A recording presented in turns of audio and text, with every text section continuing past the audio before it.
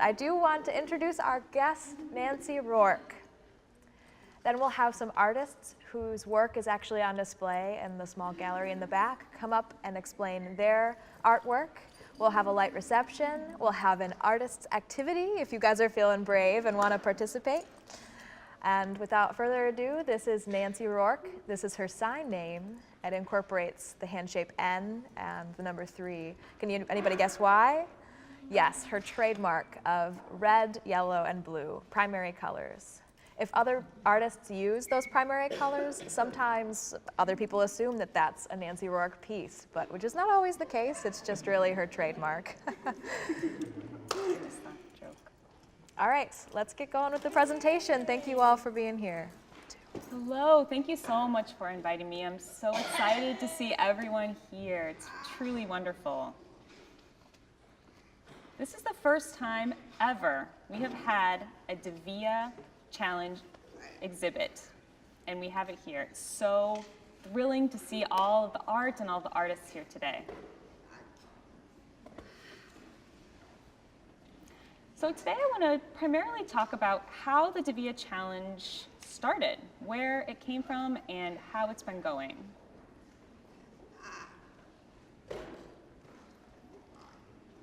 I believe that it is on the DeVia YouTube channel.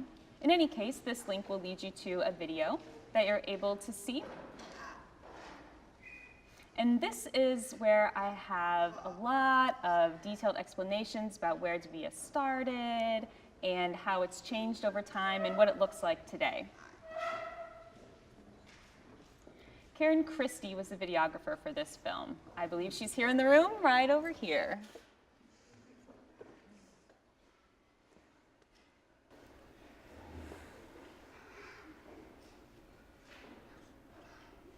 Well, I'll go ahead and start with this information here, then jump back in time a bit, and then forward again, just to help you understand what is happening as time has gone on. So this is from my website, from my personal business website.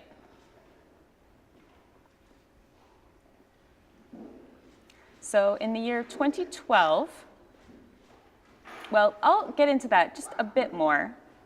In 2012, I had this 30-day challenge during the month of June. Here are all of the works I made during that time period.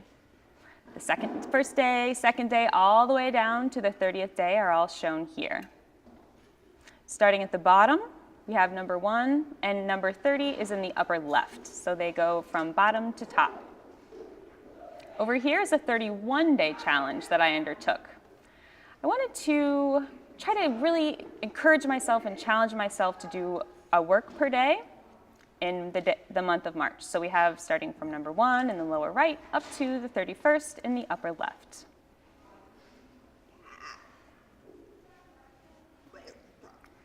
Now that was in 2012, but I actually began this endeavor 1 year before that. So including this year, this is the 8th year that I've been working in this vein. Now this was the first year, but there wasn't a specific theme or specific motif that was specified for each day. Nothing was documented. It was something that I just did on the fly. Every day I created a piece of work, but it wasn't quite structured the way it is now. So looking at these pieces now, I know I made them during that particular month, but I couldn't tell you which day was done at which time. So this was in 2011, the very first year I did this kind of challenge. So you might be wondering where I came up with this idea to have a daily artistic challenge.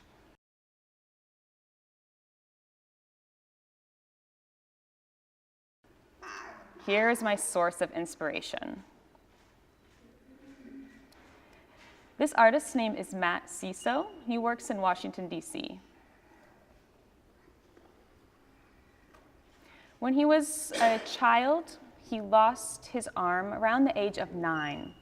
He was enjoying time outside, playing with friends, and at the same time, there was a small plane that was landing. Now, it wasn't landing anywhere close to them, but he got into the vicinity and his arm was injured by the propeller. And as you can imagine, that was an incredibly traumatic experience. It took a lot of time, an effort for him to work through that. In the process, he became an artist.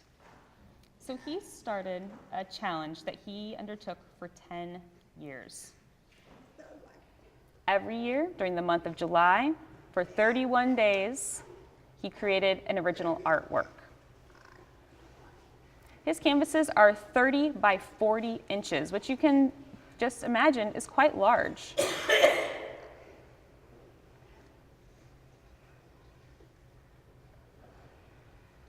So I have personally met him. We've been in touch for about 5 years. He's come to visit my hometown, just about 1 hour north of Denver.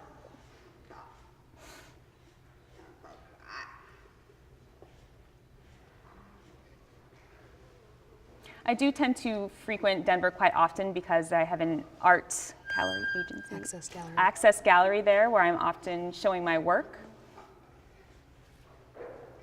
And he, Matt, is good friends with the director of the gallery. So whenever he comes, I head down to Denver and we catch up. I watch him paint. So I'm very familiar with him, and he's been my inspiration for this DeVia challenge.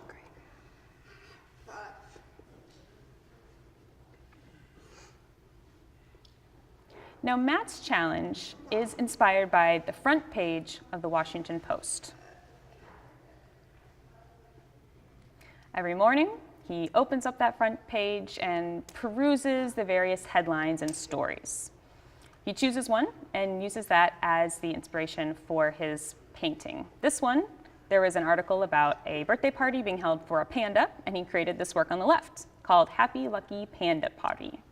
It's kind of an interesting, amusing piece. Again, we can see that his canvas here is 30 by 40 inches. So this panda was becoming 2 years old. So that's where Matt is coming from. Some days he'll pick something light like this, and the next day he might be covering a war or some sort of other negative thing that's happening in the world. So it's interesting to see how he does this. It's really fun to see what he comes up with every day. He shared this with me. He's shared this concept with me, and he really brought this idea of a challenge and challenging oneself as an artist to my mind. So that's how things got started for me in 2011. And I really wanted to take this idea and focus all of its energy onto the deaf community. My platform is Facebook. I typically use Facebook as a venue of exhibiting my work. I think about every morning or evening what I want to focus on. I look at social media, I look through Facebook, scroll through the newsfeed, and find something that I think is going to really work well on my art, with my art. So I get an idea and I run with it. I pull out my paints and go for it. I do have a deadline that I set for myself. I need to finish every work every day by midnight. It's really tough. I do not give myself any slack. If I'm not done by midnight, then time's up. I'm going to have to start that painting all over again. So it's something that's not easy, but it is a challenge that I pose to myself. I tried to choose a month to do this without any travel or work or any other commitments that would be taking my time or energy away from the challenge. Now that's the ideal, but that is not something that always happens. There are often people who want to invite me to come during that month, or work or travel plans that come up. So things aren't always the way that I plan.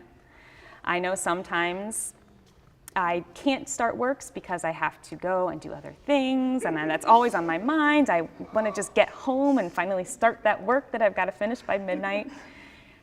It's not an easy life, I have to say. It's a challenge in more ways than one.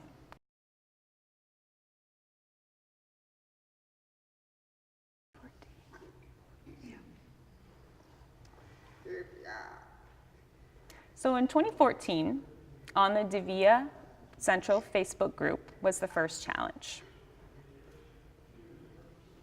So this page, DeVia Central Facebook, was something that was set up in 2012. I did my work, I posted it in this venue, and there were a lot of artists who were seeing what I was doing and got a little bit curious. They thought, maybe I could do this too. They got in contact with me and asked if they could join with the same challenge that I was posing to myself, and I said, absolutely, the more the merrier. Now, I did let them know that there were rules involved with this challenge, and I said, this is something you're gonna have to follow if you want to really join me, and they were completely okay with that. I did realize, though, or rather some of the artists realized that it was not as easy as they thought it would be. Some people would get their first work done on day 1 and then not do another one until day 7. Some people tried and made it through the first week, bravo for them, but after that point, they got a little overwhelmed with the challenge.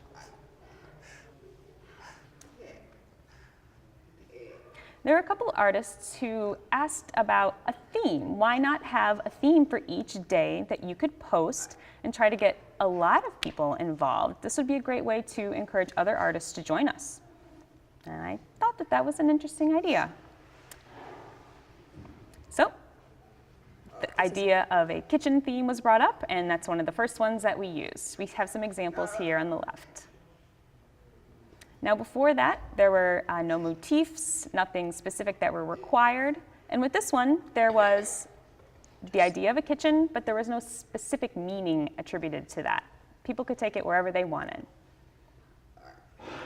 So at this point, we had about 10 or 12 of us working together. We can see there's some really high quality work here. I was quite impressed to see it.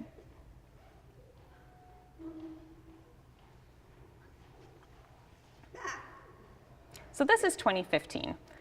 This is when I started the February challenge. Now, February is the shortest month, only 28 days. It's in the winter. People tend to hibernate in the winter, have a lot of time in home to make the art. So I thought this would be a good month for us to pose our challenge. I also decided to add more structured motifs to the challenge. A lot of them have to do with the concept of affirmation, and there are also those that are more on the resistance end of DeVia. So I have a jar that I have these different motifs written on pieces of paper, crumpled up, put them in the jar, and I chose them out of there. Decided that we should start with resistance. The last day would be an affirmation motif. So with that in mind, I chose each motif out of the jar and wrote them down randomly for each day of the month. So after having a motif for each day, I decided to give a little bit of description of what those motifs could mean or where they could go.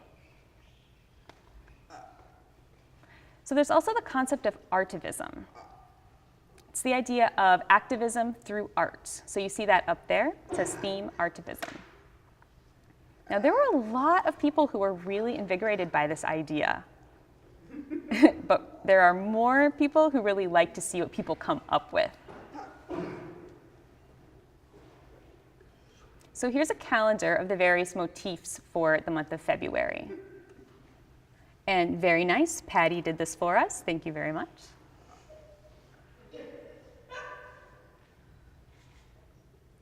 Stevie Naird was the one who made this lower image here on the left, and these are both posted into the DeVia Central Facebook group.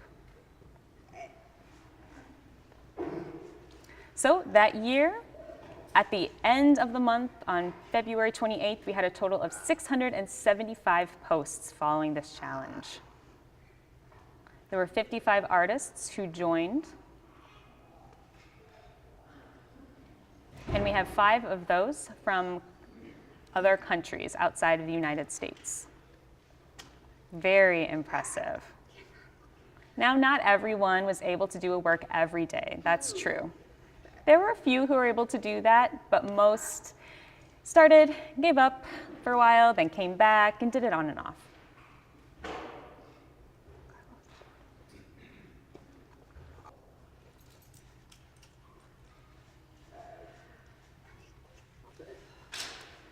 All right, this was the year 2016. This was the first time that I had made a calendar for all of the motifs. I added different labels to show whether it would be resistance or affirmation, and you can see that here with the A and the R. And it was up to the artist to choose their own theme. And we had 810 posts on the DeVia Central Facebook page, which was incredible. I would say about 60 participants of artists who painted and tried to keep up with this challenge. This year, I added a few more expansions on what I was looking for each of the motifs.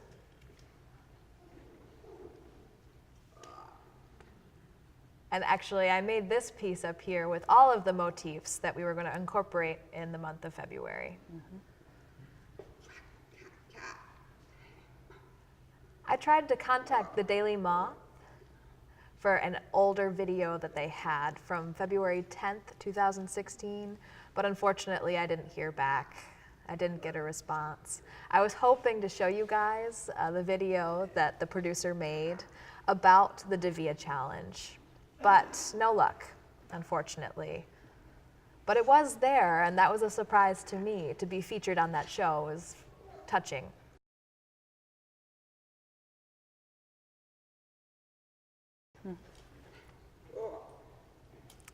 And so 28 days in February 2017, I added links, I added more expansion on each motif, what specifically I'm looking for, and what each motif means.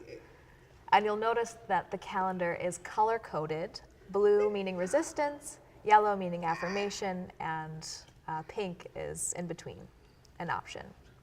This is a really important year. You can see the first week is all blue, the second week is all yellow, the third week all pink. Now that pink means you could choose again, either affirmation or resistance. You had your choice as an artist to run with what you pleased.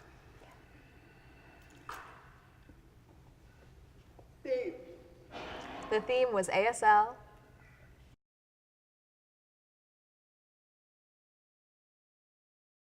This is the next slide. Yep, thank you, Patty. 2018, this year, I added pictures to my descriptions of the different motifs. I think that is really the best so far. It's very clear. It helps people understand exactly what I'm looking for. Last year, some of the artists mentioned that even with my written description, they weren't exactly sure what I meant, and so these art examples really make it extra clear. The first day 25 rather is stage. And under this motif, I have different pieces where people incorporated that motif. Day 26 is ILY, I love you sign. And you can see examples that artists created. And there's both affirmation and resistance. I included affirmation and resistance for that because sometimes people feel like the ILY symbol and that sign is just overused. Cultural appropriation, even, if you will. Now, day 27, I added the rainbow as the motif. And that's an important motif. Again, this one had affirmation and resistance. Resistance because many people in that community experience bullying. It could be in the deaf community, it could be related to community accountability. It's really up to the artist to decide how they want to incorporate the rainbow motif into their art.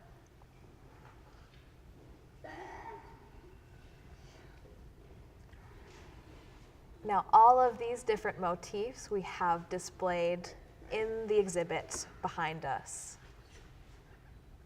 Last year was the 200th anniversary, so we had a piece related to that, several related to ASL, A couple of them used the kitchen theme. There was one without a motif. There was year. one without a motif one year. And then the next year there was a specific motif to use. And then the next year there was a specific motif to use within that kitchen theme. The Vedet's Day in August, the Inspirational Challenge. For that, I'm trying to remember. We picked, I believe, 7, was it? Yes, 7 different artists that we were inspired by. For example, Betty G. Miller, from the first 9 artists of the DeVia movement. So we selected her. We selected Goya from the 1800s. So that's another example. We also had an animal challenge. And different animals can mean different things. For example, bees. Bees can represent deaf people. So can butterflies. That's another example. A cow can represent Moloch.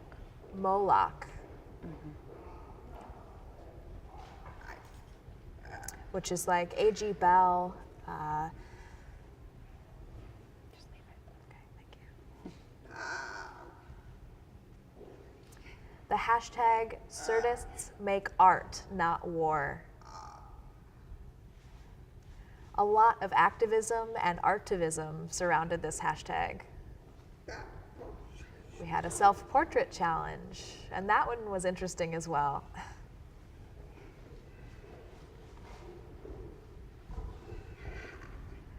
The Inauguration Day challenge didn't happen. We brought it up, we asked if there was any community interest, and there were crickets.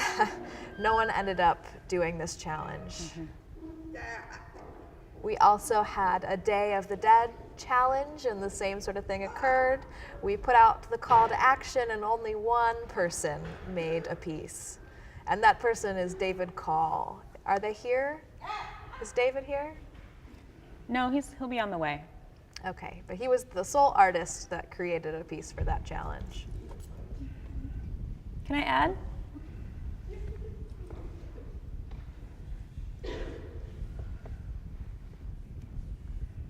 So on the Day of the Dead, I think somebody posted something related to the deaf community. We know that that is a Latino holiday that honors family, and we decided not to take that theme on because we didn't want to appropriate that and use that in ways that it shouldn't be.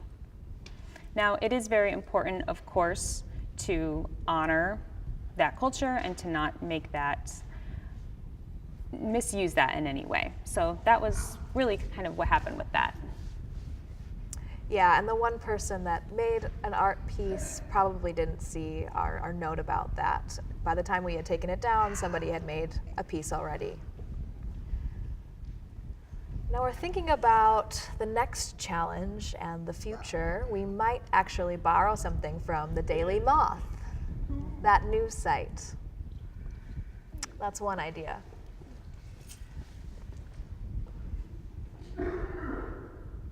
Is it okay to ask a question now, or should I perhaps wait? There's something on this slide I have a question about.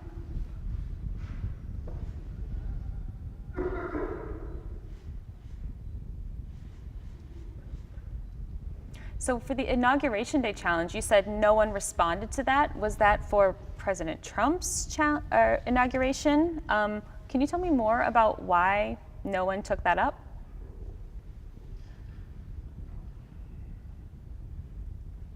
Was that specifically President Trump's inauguration?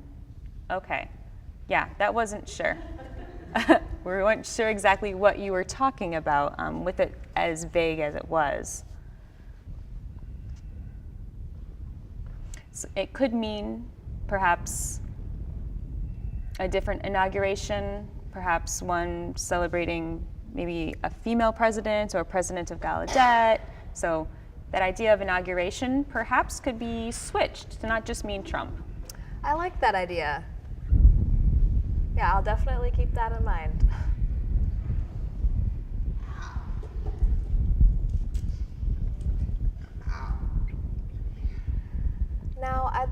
to explain a little bit about the different DeVia categories. DeVia is an acronym that stands for Deaf View Image Art. It's art made about the deaf experience. There's 3 categories under the DeVia umbrella: affirmation art and resistance art.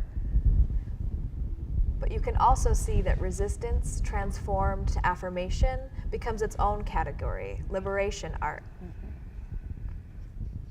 This is a piece of resistance, and this is a piece of affirmation.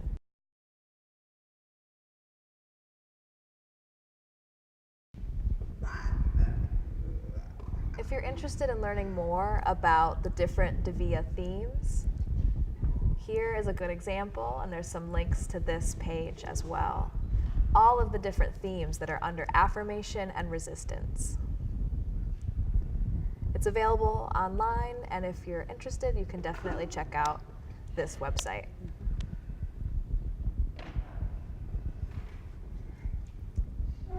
So as you can see in this diagram, we've got the categories: resistance, affirmation, liberation.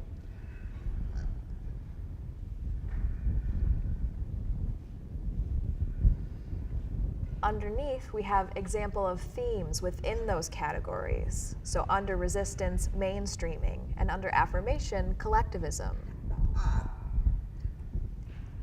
Below those, we have examples of motifs further within those categories.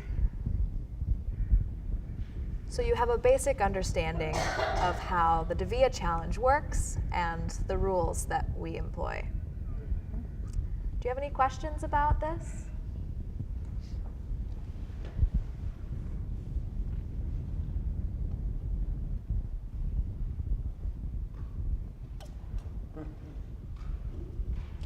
So DeVia, is it specifically about the deaf experience, or is it also incorporating other disenfranchised groups?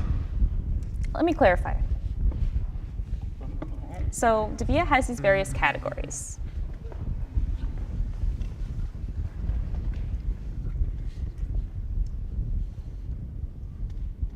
So you're saying that DeVia has categories, and I understand that. And you're also talking about the idea of culture. We know that various cultures have the idea of pushing back against the larger dominant culture. Does DeVia also reflect that? Definitely. That's a great question. Thank you for raising that. Yes. DeVia incorporates everything. It incorporates all sorts of intersectional identities. It can be the LGBT community, specific religions, the Jewish community, for example. The DeVia Central Challenge is broad in that way. It incorporates all sorts of different identities.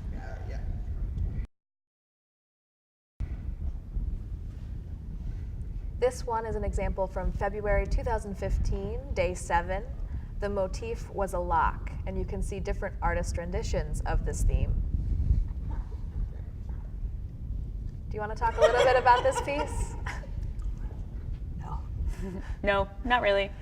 Okay, well, you can see here using the lock to represent oralism. And it was her idea of using a door lock quite intuitively and creatively to create this piece. I'm sorry, I didn't mean to say no, not really. It sounds so snarky. This piece is entitled Me So as this a is Small called D. Me as a Small D. It's kind of explaining my experience as a child, growing up in an oralist background. I kind of felt like I was being locked, or that others were locking me in, parts of me in, because I so much focus on the mouth and the ear. So we can see that there is the lock that connects the mouth and the ear, and it also reflects the way that the sign for deaf looks. We also see that I've used buttons to show my eyes, which is showing kind of a deadness, a lack of vitality. We also know that idea of deaf children being shown as, or treated as, pets almost, and we can see the irony of the crown here. My hands are spelling deaf. You can see those here. But they almost look like. They almost look like an X-ray though. That deaf being spelled out, it's not really there. It's transparent. It's not being fully fleshed out artistically or in this piece in the way that my hands would actually look. Thank you. All right, this example is from February 2016, day 15, and the motif was a wind-up key. It's really amazing to see all of the artists' different renditions.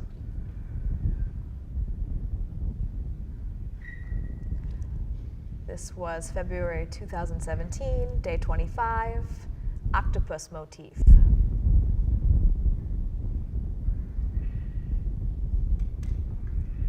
This media is paper cutting, and on the left it's pencil and paper. What I think is interesting is there's lots of different materials used for the DeVia challenge. It doesn't have to be the traditional paint and canvas. There's photography included, poetry, all sorts of different ways to express yourself within this challenge.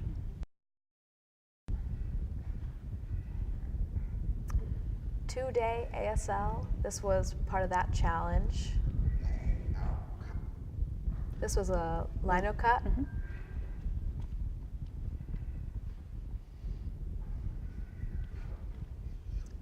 This was the 3-day Deaf History Challenge. This was actually created by a deafblind artist from France, Arnaud Ballard.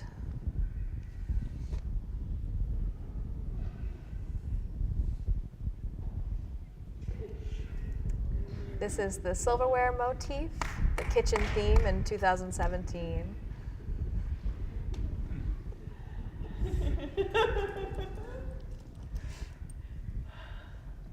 So the artist here on the left, Takia Harris, is a Black deaf artist, and she does a lot of her work focusing on history.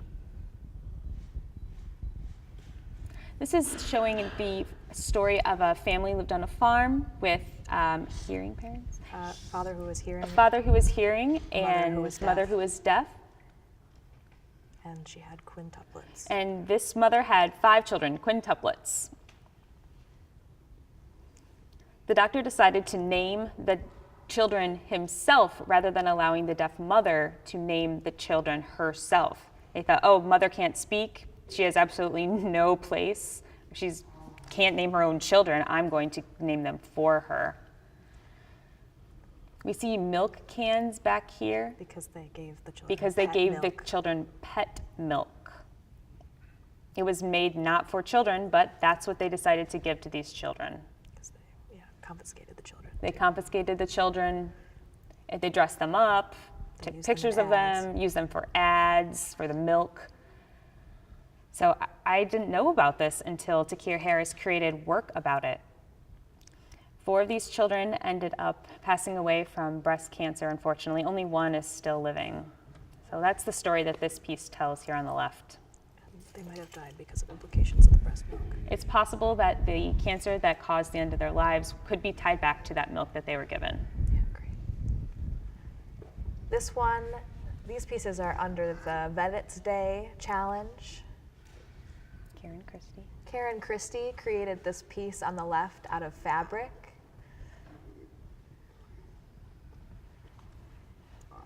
She actually printed photos on fabric and was very creative in creating this piece. It's beautiful.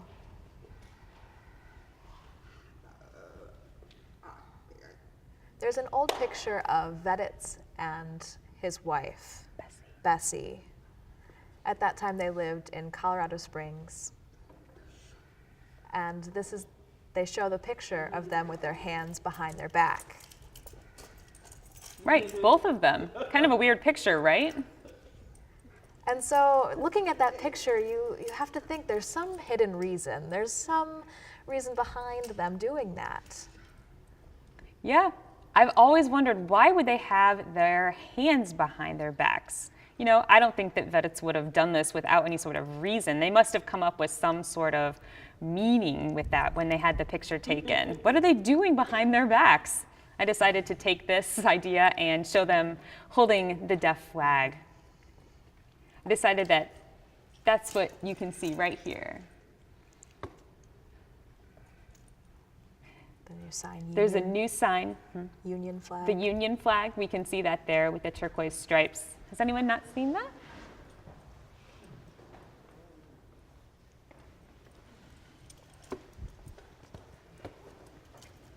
Everyone can see me okay?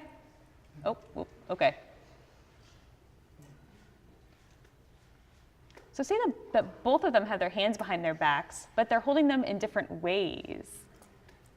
So there's a man on the left, and then, yep, this was for a photograph. So I've kind of flipped the photo in my mind to show where the people are. So in the actual photograph, they're facing the front. The camera can see their faces. But I've taken that conception and I've flipped it around so I can imagine what's going on behind. So they're not actually like this in the photograph, but I've kind of imagined what they could be doing behind their backs. I see. I was wondering Yeah, about you could that. see actually the flag right back here, the one that I've recreated in the painting. Oh, really? Yeah, I've taken that idea and put it back here. So maybe it was polite at that time to hold your hand behind your back. I don't know, but there was certainly something going on. Left hand or right hand? Yep, it looks like, yep, they're holding their left hands behind their backs.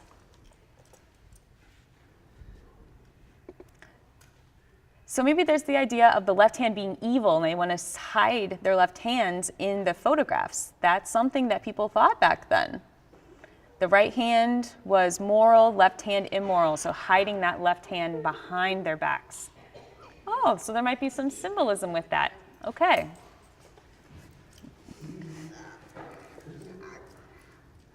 This piece, adding flowers, bet it's in his backyard, was known for growing flowers, and so that's why it's around the border.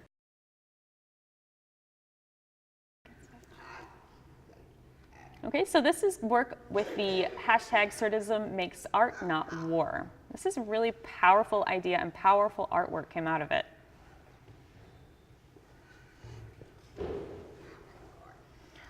Trying to remember how many artists were involved with this effort. Now there weren't many, but their work was incredibly powerful. Really, every artist brought something really strong to this challenge, to this hashtag. So this is the inspirational challenge. This is Morris Broderson.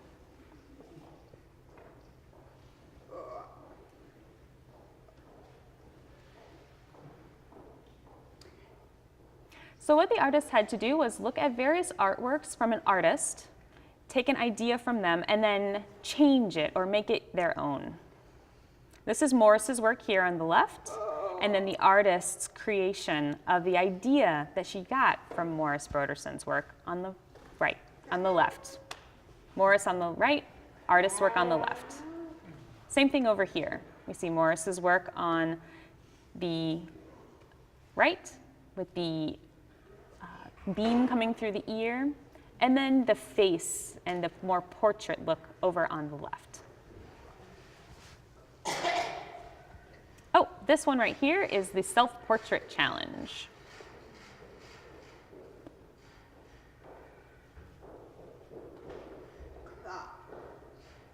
This is the clock motif. I believe Eric is here with us today. He's on his phone. Looks like he might be on his phone and not noticing. So, we have many videos of his work. Eric's saying, oh, hi, whoops. So we have another video over here of work. Just some really wonderful videos that have been a part of the challenge, and we do have one of Eric's in the glass gallery. All right, here was that piece right here. David Call is white, but he's a teacher at the California School for the Deaf. He's a very talented artist. De Estrella, that's actually a famous deaf teacher at CSD a long time ago. He taught photography and he was Mexican. And so this piece was in tribute to that individual. A long time ago, film was used with glass plates, and they would have different shows to teach children about traveling the world with this older technology. Sure, there's the magic lantern man here.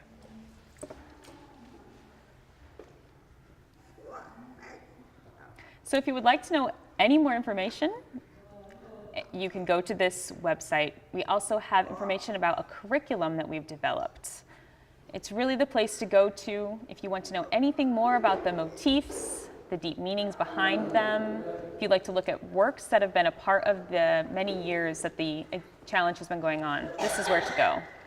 If you want to know more about the Artivists United organization, here's a blog that you're more than welcome to visit. Do you want to show, maybe talk a little bit about this symbol of the hand with the paintbrush? Yeah, does anyone have any ideas why this hand might be used to show DeVia art? Oh, here's one. Sure, the missing sense, you know, the 5 senses. You've got 4 fingers up showing you're missing 1 sense. That's right. That indicates one way of indicating deaf. And we have the paintbrush representing art. Who did that piece? This is a David Call piece right here. Wow, it's just beautiful. Yes. And that's the logo we use for our DeVia curriculum. David should come soon. He's actually teaching a linocut class. Oh, he just arrived. What timing?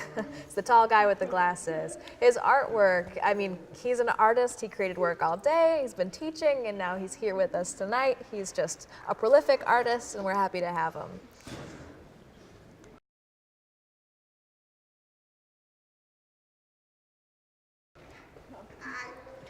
So if any of you and your interest has been piqued and you'd like to join us, you can.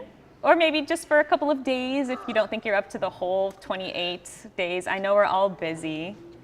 You could also just do work on the weekends if that would work for you.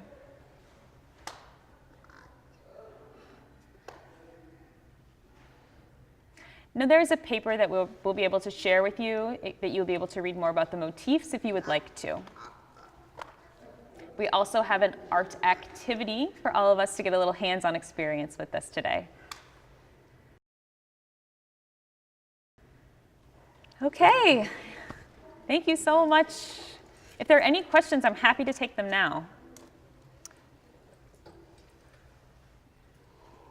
I do have a question. I wanted to go back to the hand with the eye, with the finger down and the paintbrush. What made you pick that idea, that theme? Really, this hand shape, this idea is from the Nepalese sign meaning deaf. So we took a sign from another country, felt like it worked great for us, and incorporated it. Yeah, it doesn't quite look right, you know, if you have one finger down. I guess, you know, picking the right finger, this one's most comfortable, the ring finger.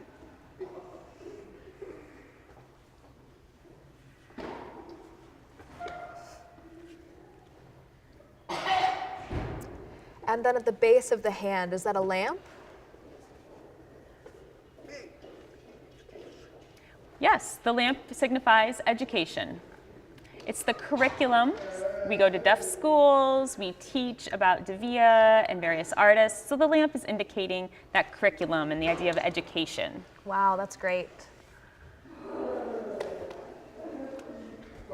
And here's David Call right over here. I just arrived from Rochester School for the Deaf. I was painting all day, but I'm glad to be here.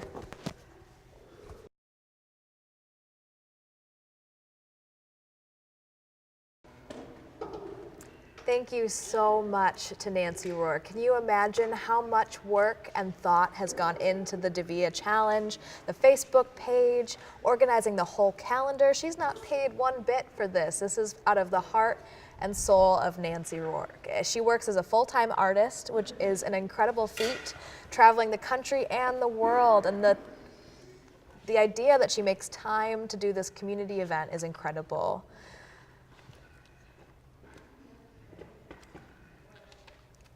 She wanted to create the calendar ahead of time to get that out so that artists could think about and research this stuff. She had to do all of this way early, and so now you have no excuse, artists in the audience. For Nancy, you have a pass, but everybody else, I hope you have your paintbrushes ready and are ready to join in for this challenge.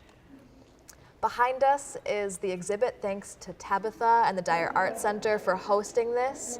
It's very exciting, the first one ever, and also the various assistants that have helped with this exhibit, all of the artists that created these pieces.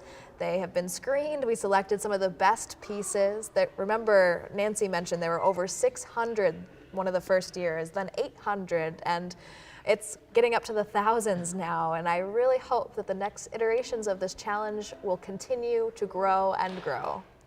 Now I'd like the artists who are here to come up and explain a little bit about their artwork, about who they are as artists.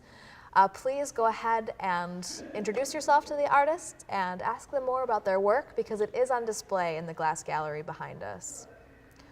When the artists come up, please say your name sign, where you're from, and why you joined the DeVia community, the Facebook group, but also why you decided to submit your piece for this exhibit.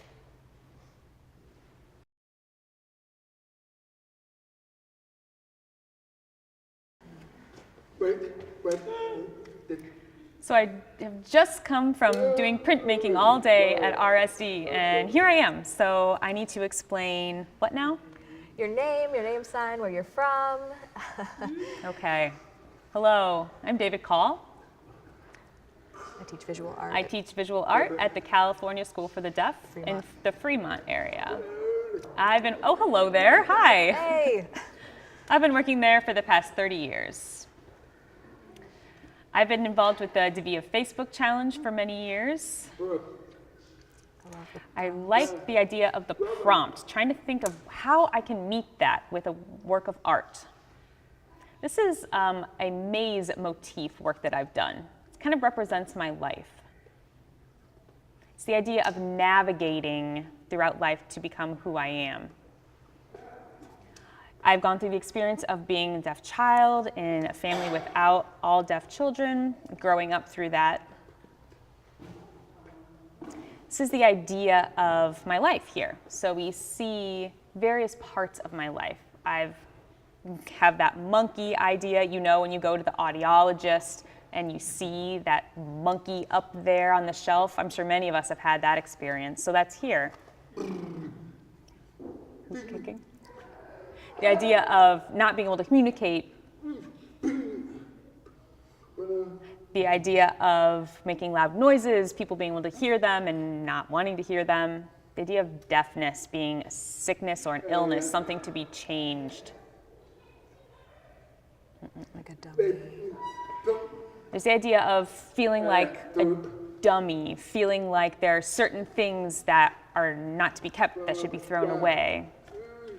My fingers being constrained, tied up, not being allowed to sign. Being punished for signing. Being punished for signing, being in a place where everyone else is speaking and I'm not even allowed to communicate, that idea of oralism. The bullying that I've gone through. Being a jester. Being a jester, feeling like I need to entertain people, not treating me as a full person. Testing.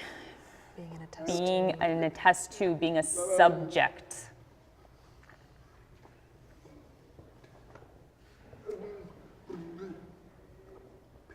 There's 12 holes that you hear in there, or that you see up there. The 12 people who have died due to cochlear implantation. We see arrows going into the birdhouse, and we know that birds can represent the deaf community. There's that idea of dark blue coming in there. It's more punishment over here. Being caught out by someone on duty, being punished for doing things that were natural to me but were unallowed. Medically focusing on my ear, but not any other part of my body. Having the experience of people focus on my ear, no other part of my body. thinking that only because I'm human, you know, and the medical community was so focused on my ear, they forgot that I was a person too. Here's a stage on the left. Mother crying. I wasn't able to hear it, of course. But a mom grieving because But her child is. my mother grieving because her child was deaf. So you know those babies that if you pull the string in the back, they say, "Mom, mom, mom"? I have that idea over here. Guillotine. There's the idea of a guillotine as well, having hands cut off. And there's a butterfly to represent deafhood.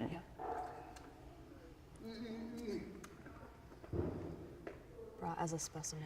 The idea of the butterfly being captured, caught, put into a specimen board. So this is my maze, all happening inside of me. If you want to see it a little bit closer, it's right back there in the gallery. Thank you. That's a lot of stuff. Yep. This one too. Hi everybody.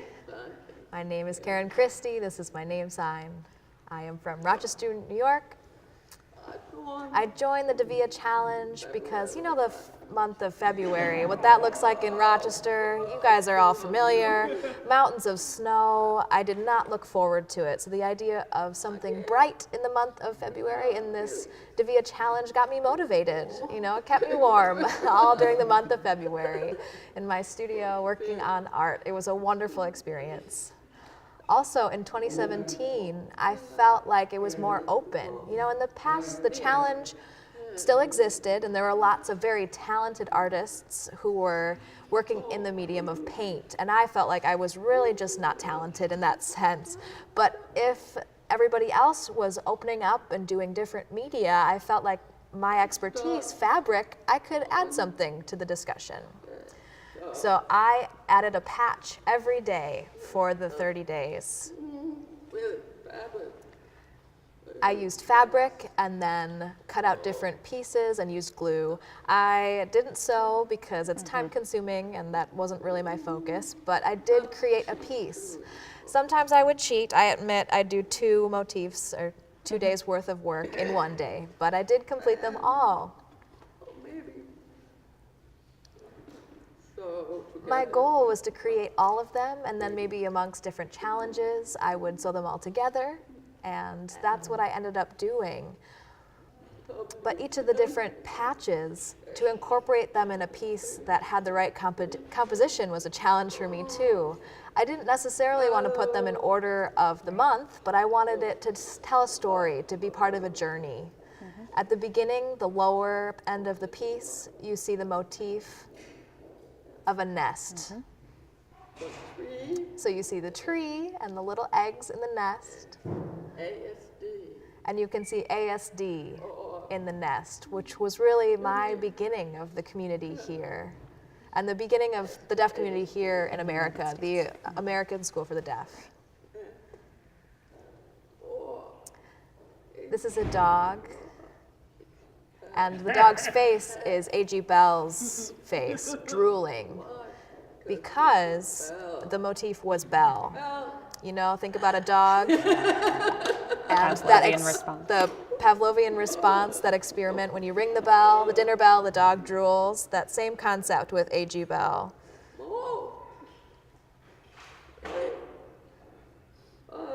I tried to follow the affirmation and resistance motifs. She really had some sort of intuitive plan for all of these, because for me, when I went through this and tried to create a pattern or a story with all of these patches, a journey really did come together. You can see the zipper on the mouth representing oralism and being taught to speak. You can see the fish motif, which is popular as well. All of this journey that goes to the end, the mother of all deaf souls, Ayeth, all of us living there together. And that brings us back to the bottom patch, and the journey starts over again. And so I created this piece with all of these different patches, but I didn't know what to do with the back of it, and I added Arnaud Ballard's Deaf Union flag to the back, and that's my piece.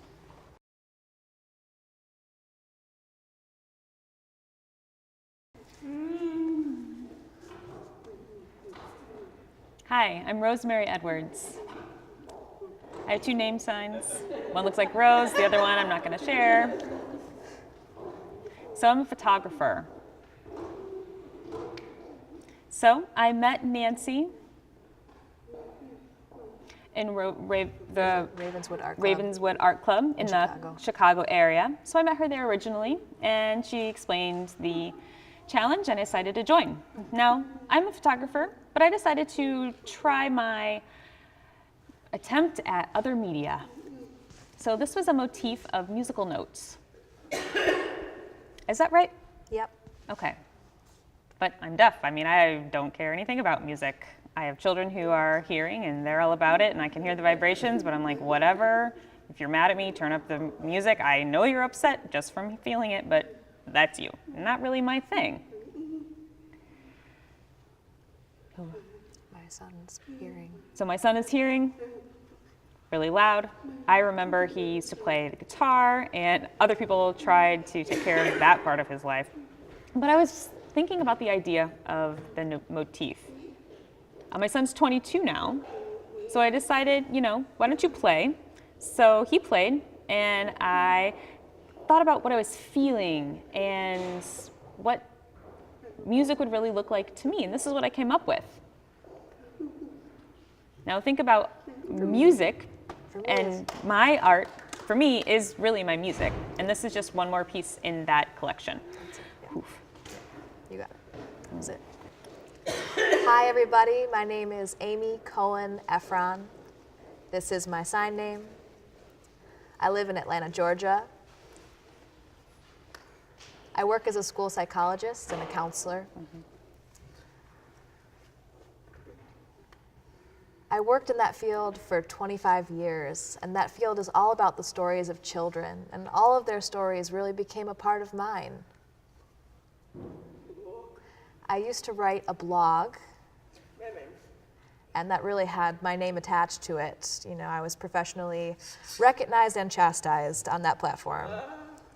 Now, the vlog, I also had a similar experience, People wanted to make sure that I was still professional, and I remained professional even in my personal life. Now, for art, my name isn't the focus of that piece. You guys interpret the piece. I guess my name is signed at the bottom, but that was a way for me to express myself. This piece is entitled Dirty Little Secret. Back at the School for the Deaf, really, there was a lot of neglect that happened, whether it was budget cuts or other neglect. People were hired without a thorough background check, whether they had, some sort of issue in their past, criminal or whatnot, especially sexual misconduct. Nobody was screened before they worked at the School for the Deaf. Now, in the School for the Deaf that I experienced, they had communal bathrooms. The school was poor. They didn't have a lot of money for nice bathroom doors. They had barely a curtain to give privacy. You can see the short figure is a child. And peeking around the corner, another figure. You can see blood on the floor. I know the color is tough on this monitor. There was a lot of rape that happened at the School for the Deaf. That story has been told to me over and over again. I've reported it over and over again from these children whose stories that I've met in my professional life. And even when I talk to deaf adults, they echo the same story. They say, this happened to me too. And I really want to thank Nancy Rourke and Patty Durr to give me the opportunity to express this, to keep my mind going. Art is important. It's important to express these stories and to tell the truth. Thank you so much.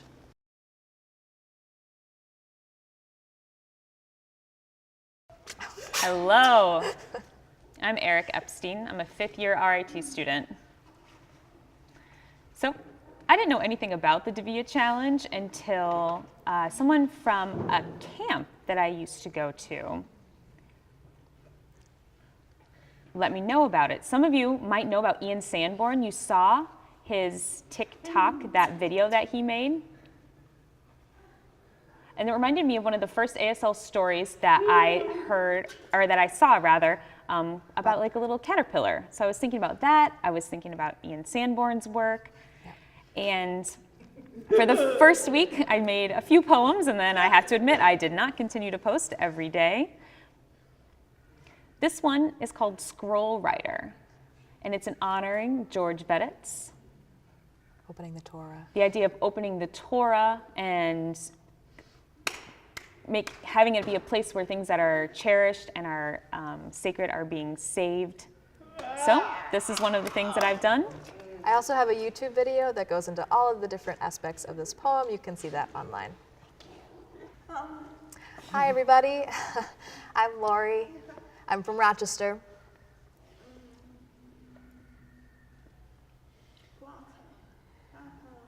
The medium that I chose is watercolor. I was inspired by a piece by Morris Broderson.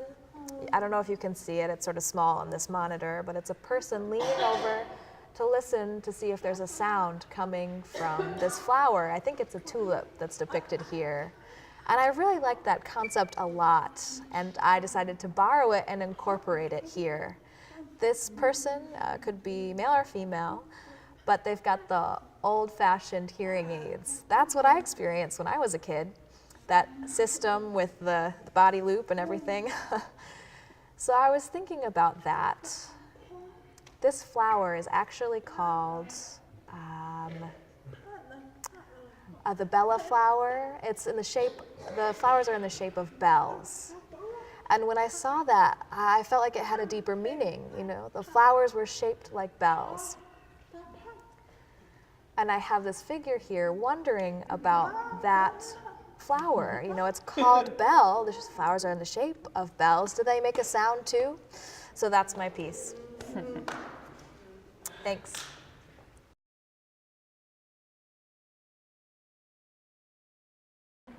Hello. I'm Bob Rourke. I'm from Alexandria, Virginia. This right over here is Nancy, my beautiful wife. Rather, my sister-in-law. So we've known each other for a long time. I've seen her artwork change and evolve over the years. So she has this challenge, and in 2016, I decided I should go ahead and do it. She'd been on me for a while to do that. And it was difficult because I had a full-time job. I'd been working there, working in Colorado for the federal government for many years, and decided to get a little bit more artistic and join the challenge in 2016.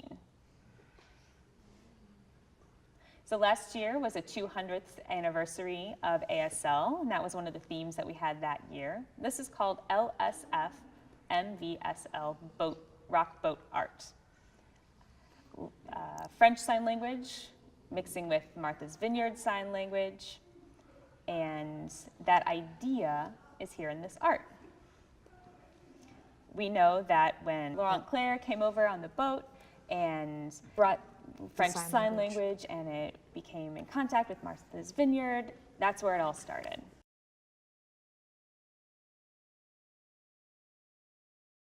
So this was rock art, that was the motif. This is kind of touching on that idea of the older cave paintings and what those look like. I used sponges and acrylic art, and I had to practice before I made my final piece. I had several sketches at first, and finally I made it work because the sponges were a new medium for me. You can see this figure over here waving. This figure is signing deaf. And you can see they're all on this boat, which is made of hands. There's a wooden box actually made by another deaf man who's created several different wooden boxes, who lives in the same area as I do. Tony Heller, I'm not sure if you're familiar with him. I graduated from Gallaudet. He made, I think, over 1,000 different boxes. They're really intricate, beautiful pieces, and he actually gave me that, and so I wanted to incorporate this in this piece as well. Did you have a question? So did you graduate from here? Oh, I you know graduated from what? Gallaudet. That looks like one of the dorms. Oh, cool. That's where all the deaf students are, so that's actually kind of perfect that that shape is there. Cool, all right.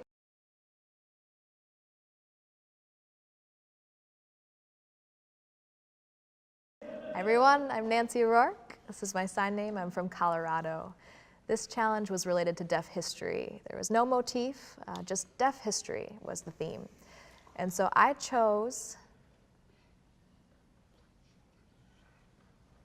misrepresentation.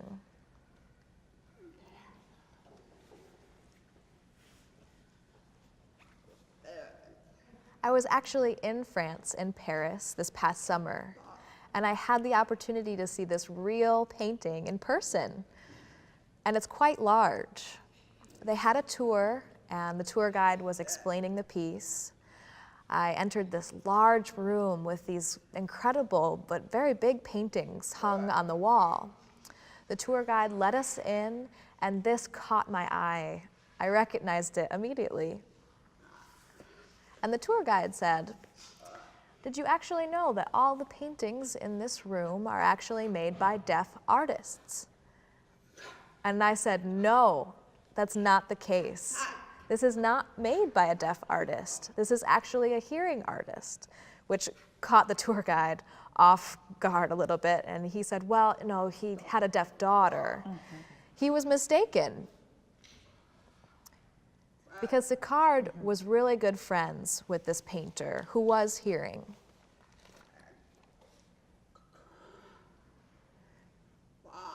Sicard said he wanted to change this famous quote.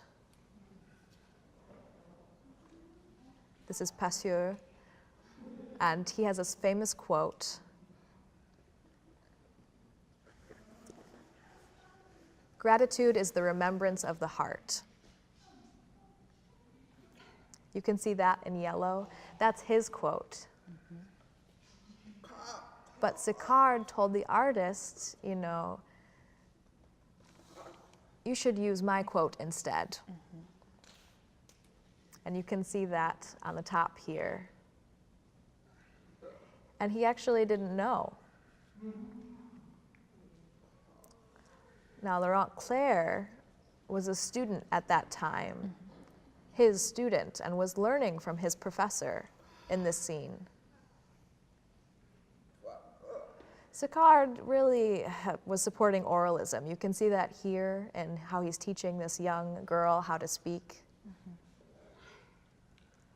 Like the boy in this painting, the hearing artist painted this other piece, as you can see here with this boy. The deaf student in the classroom saw the picture of the boy and got very upset because it was a hearing boy in this class, not a deaf boy, and took offense to that. You know, I don't want that boy in the painting because he's hearing. I want him out of the picture, but that actually never happened. So my idea was to actually just cut off his head, but still have his body in the frame. And I support Passeur and his quote instead.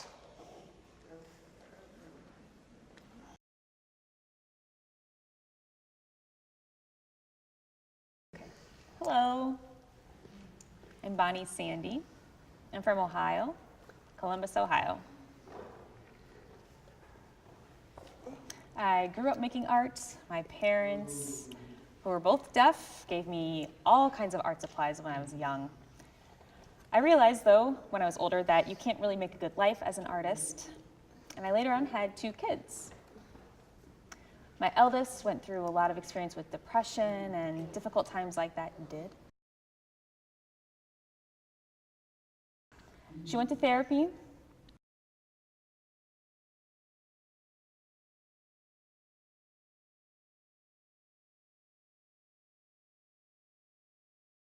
I thought about that as well. I met with my friend Jennifer Witteborg. She was visiting me, and we were talking about this idea. She suggested art, so I started doing that.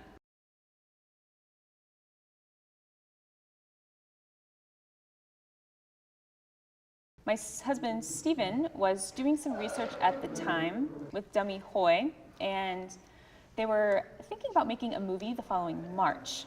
So they had purchased a painting from Nancy about Dummy Hoy, and they were talking about that and the concept of DeVia. And then Nancy came to do some volunteer teaching at the School for the Deaf there, and I just started to learn more and more, and I really became very interested in pursuing this line of work, and it really just swept me away. I did this for the challenge last year in February. It was a brick motif. It was a resistance theme. I was really thinking about what I could do to bring this idea to light. I grew up in a more oral situation in St. Louis. Now, both of my parents were deaf, and all of my friends who were also deaf would just love to come and talk with my parents. I told my parents not to sign at school, though, at the School for the Deaf there. I started getting involved with the Deaf Club and organizations and sports. After I was done at that school, I was mainstreamed in high school. I went to an alumni event after that point. This was in 1981, and I met some individuals there. And a little bit later, someone said, "Oh, do you go to the Deaf Club?" And I said, "No, not so much anymore." And they said, "Oh, you should come." All of these ideas are kind of represented here in this work. You see the hands, and I've cut out a space in the bricks, showing the hands kind of looking in. There's the idea of the Deaf Club being shown through there. Deaf clubs, events, I had so many pictures from all the experiences that I'd had, and they're kind of montaged here in this space between the hands.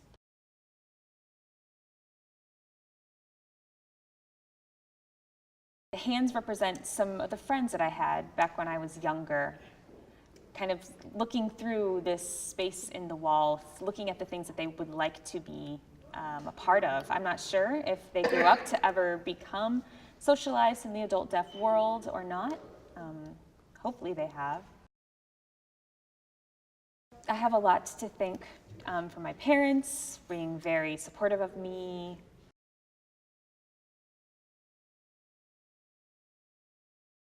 I have to thank Elizabeth Williams as another inspiration.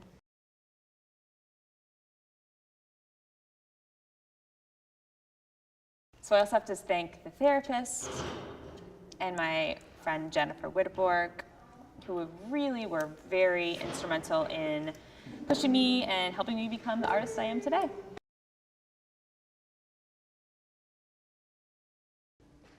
Okay, so like she mentioned, we have a website with many different examples of pictures of the art that people created for this challenge. The DeVia Central Facebook page, I'll see you guys there. I hope you guys try to do 1 or 2, 4 or 5, try to complete some aspect of the challenge. One year, my husband was saying, in February, I feel like I'm gonna become a widower because you are truly in love with your art and that's your only focus during the month of February. I do try, just like Nancy, to finish every piece by midnight of that day. I try to keep myself going with that, but it's hard. It is a real challenge.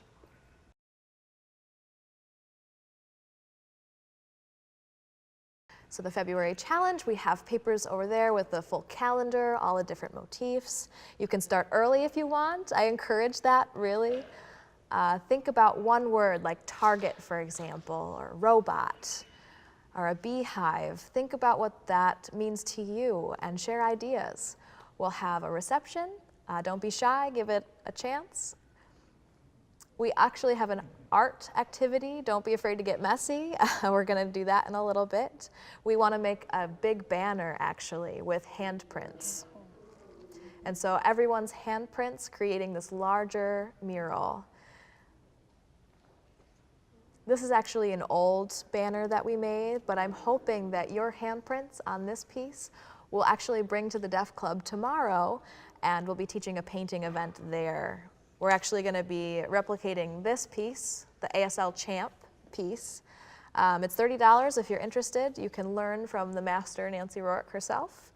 But we'll take a little bit of a break right now. We've got the reception, but also we're going to be completing this mural, and you can see that as well. Hopefully we'll be able to create something even cooler this year.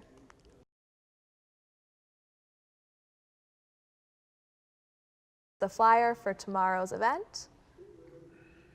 We have a few openings left. You can send the money through PayPal. I think that's everything. Thank you so much for attending. Thank you.